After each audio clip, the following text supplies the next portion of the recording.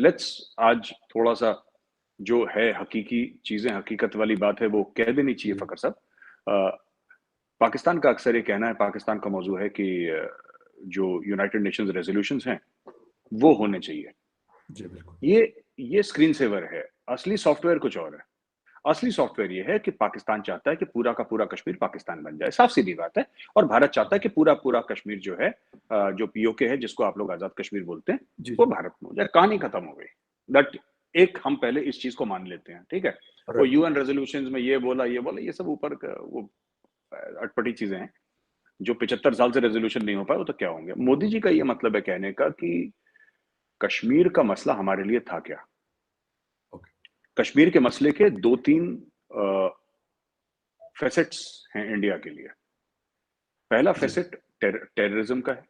जी, दूसरा फेसेट, या आप पहला ले लीजिए, टेरिटरी का है जो पाकिस्तान के पास है। दूसरा फेसेट टेररिज्म का है, और तीसरा फेसेट जो है वहां पे लैक ऑफ डेवलपमेंट और पॉलिटिकल इंस्टेबिलिटी का है। जी, और चौथा फेसेट आप ये कह सकते हैं कि वहां पे जो लोग थे, उनको उनके हकूक नहीं मिले। जो पहाड़ी थे, जो डोगरा थे, वहां पे दलित थे, वहां पे बौद्ध थे, वहां पे गोरखे थे, वहां पे जी, डोगरा, कई सारी कम्युनिटीज हैं जिनको अपना हक नहीं मिला उनका। तो ऐसे तीन चार पांच फैक्टर्स हैं कश्मीर की समस्या के। जी, छोड़ के पीओके वाला मोदी जी ने सारा का सारा सॉर्ट आउट कर दिया। ओके। अब आप देखिए ना, मैं आपको चलता हूं इसमें पाकिस्तान की वो जरूरत नहीं कि पाकिस्तान की कोई दखल अंदाजी हो या पाकिस्तान की राय हो इसमें। मोदी जी ने क्या करा कि 370-35 से हटा के कॉन्स्टिट्यूशनली कश्मीर को भारत का हिस्सा, जो एक मन में हर समय शक रहता था लोगों के कि नहीं हमारा स्पेशल, क्या स्पेशल स्टेटस है, किसी का कोई स्पेशल स्टेटस नहीं है। देखिए, और मुझे लगता है कि कश्मीर के लिए अच्छा है। क्यों अच्छा है, मैं आपको बताता हूँ। ये कैसा स्पेशल स्टेटस है जो कश्मीरी को उसका हक नहीं दे पाया। उसके यहाँ खून खराबा हो रहा है, ठीक है। उसके बच्चे को तालीम नहीं, उसकी सड़क नहीं, उसको उसकी सेहत का ख्याल नहीं। तो ये जो 370-35 था फकर साहब, ये दो तीन फैमिलीज ने, दो तीन खानदानों ने, जैसे कि मतलब मुफ्ती खानदान है एक। जी, अब मैं आपको बताता हूँ, या फिर अब्दुल्ला खानदान है। ये लोग बहुत पावरफुल फैमिलीज हैं कश्मीर की।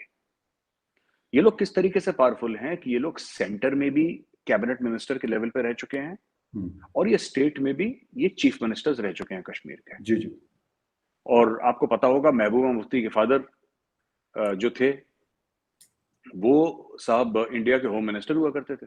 बिल्कुल, बिल्कुल। और महबूबा मुफ्ती, और वो चीफ मिनिस्टर भी रहे, महबूबा मुफ्ती चीफ मिनिस्टर रही 2 बार, या आई डोंट नो कितनी बार वो रही। जी, जी, फारूक अब्दुल्ला साहब, उनके वालिद साहब जो थे, वो एक जमाने में कश्मीर में प्राइम मिनिस्टर होते थे। वो प्राइम मिनिस्टर थे कश्मीर के, फिर वो चीफ मिनिस्टर बने। फिर फारूक अब्दुल्ला साहब, उनके बेटे, वो बने चीफ मिनिस्टर। फिर फारूक बिल्कुल, अब्दुल्ला साहब के बेटे उमर अब्दुल्ला वो बने। फारूक अब्दुल्ला साहब दिल्ली में कैबिनेट में भी थे, कैबिनेट जी। मिनिस्टर वो बने। तो ये सब इनका रहा है एक पूरा कंट्रोल। ये कंट्रोल कैसे रहा, अगर आपकी इजाजत जी, हो तो 2 मिनट लेके मैं जी, बता प्लीज़ दूं। सर, प्लीज़, प्लीज़, हाँ। हर समय कश्मीरी आवाम को बोलना कि तुम अलग हो, तुम स्पेशल हो, तुम्हारा भारत से कोई लेना देना नहीं है। जी, आपने गिलानी का नाम सुना होगा, सैयद अली शाह गिलानी, जी, बिल्कुल, बिल्कुल। हुर्रियत हुर्रियत के जो थे। जी, जी, तो गिलानी भारत को गाली देता था, चले गिलानी की मर्जी।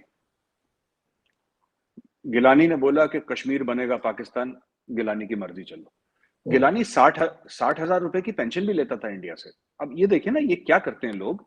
ये आप जाके गूगल पे चेक करिए जो मैं कह रहा हूँ। जी, ये सब लोग जो इंडिया के खिलाफ जिहाद कर रहे थे, इंडिया के खिलाफ जो इन्होंने साजिशें रची, इंडिया के खिलाफ काम करा, हजारों लोगों को मरवाया कश्मीर में जी, अपने फायदे के लिए। इनके खुद के बेटे इंडियन गवर्नमेंट के लिए काम कर रहे थे, कश्मीर गवर्नमेंट से पैसा ले रहे थे, सैलरीज जी, ले रहे थे। आपने सैयद सलाउद्दीन का नाम सुना है? सैयद जी, सलाउद्दीन के 5 बेटे, जो यूनाइटेड जिहाद काउंसिल का चीफ है, हिजबुल मुजाहिदीन का चीफ है, जी, बिल्कुल। उसके उसके 5 बेटे government of Jammu and Kashmir के लिए काम करते थे, 4 या 5 बेटे गालिबन। राइट। ये सब पेंशन भी लेते थे, ये पैसा भी लेते थे, ये तनख्वाहें भी लेते थे। यार ऐसे थोड़ा ना होता है। आपको भारत से नफरत है, फिर आप दुश्मनी, फिर दुश्मनी की तरह निभाइए, राइट। ठीक है ना। जी, आप ये मेरी बात आप समझ पा रहे होंगे, आप पश्तून है, कि दुश्मनी निभाओ तो ढंग से निभाओ, और यारी निभाओ तो ढंग से निभाओ। एग्ज़ैक्टली। हाँ, ये आधा आधा अधूरा काम मत करो। ये हाँ, चोरी वाला काम मत करो। कि भारत के खिलाफ भी बोलना है लेकिन भारत से हम पेंशन भी ले लेंगे। नहीं, ये सब नहीं। आप दुश्मनी करो तो इज्जत से करो, फिर पूरी करो, शराफत से दुश्मनी करो।